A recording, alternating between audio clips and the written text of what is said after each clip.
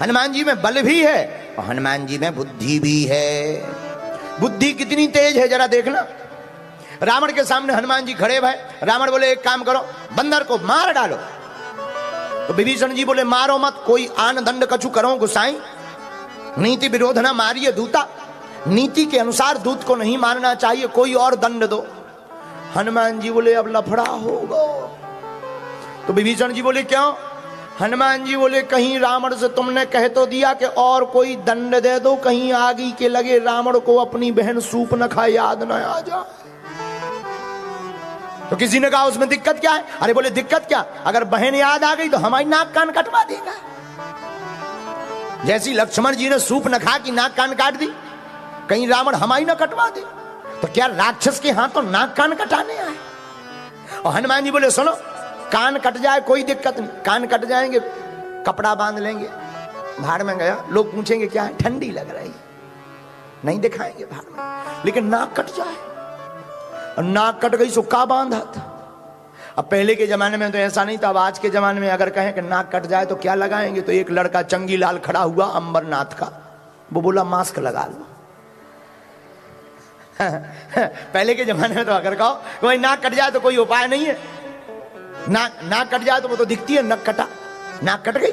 लेकिन अंबरनाथ का आदमी कमजोर थोड़ी होता है, अंबरनाथ का आदमी कभी फेल होता ही नहीं है। हमने अंबरनाथ में एक बार एक लड़के को कहा भाई नाक कट जाए क्या उपाय है? 40 साल का लौंडा खड़ा हुआ, बोले गुरुजी मास्क लगाओ।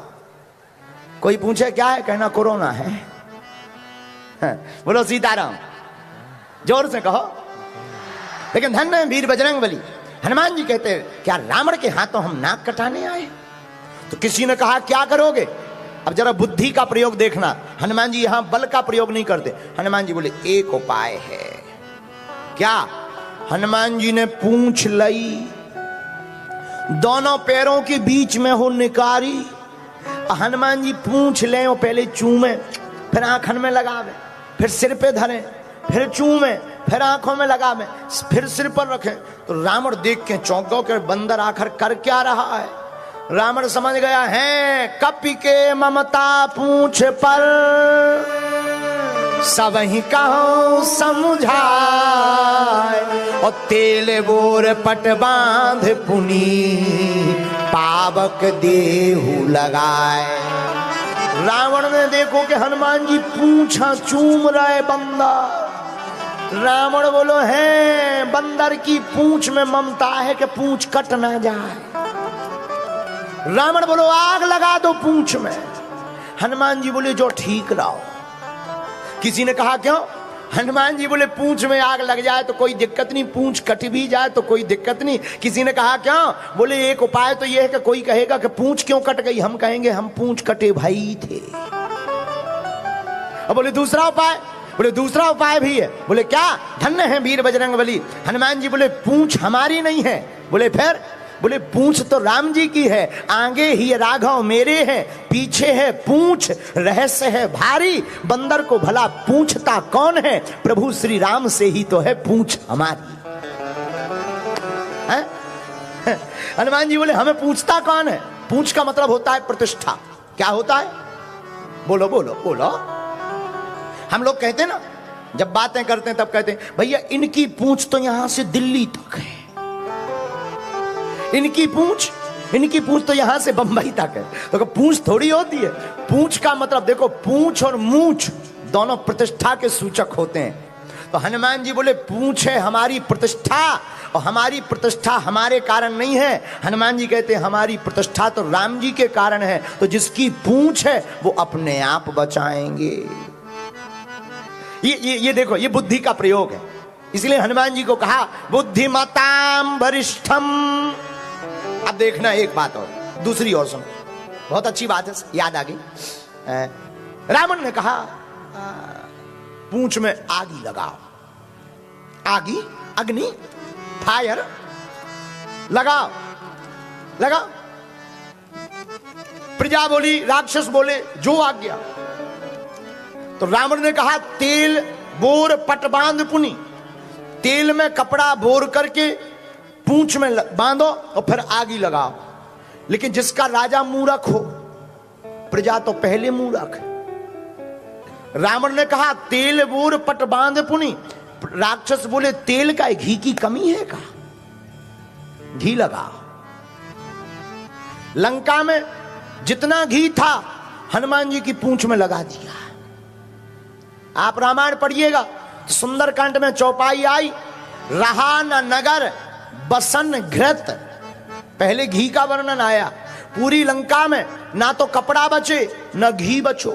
हनुमान जी बोले जिसकी जितनी श्रद्धा है ले आओ, हमें सब स्वीकार है। जब लंका में घी नहीं बचा तो रावण के पास संवाददाता गए। संवाददाताओं ने कहा कि महाराज घी का अकाल पड़ गया। रावण बोले घी कहां गया? बोले पूंछ में लग गया।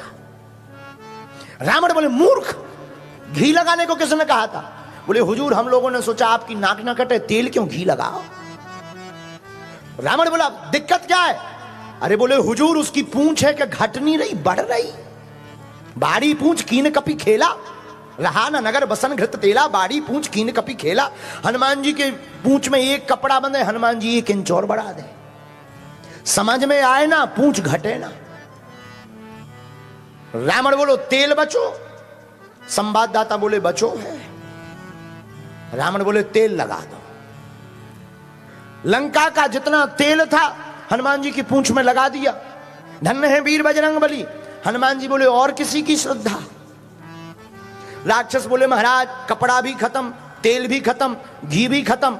हनुमान जी बोले जो पहने बे और मान दो।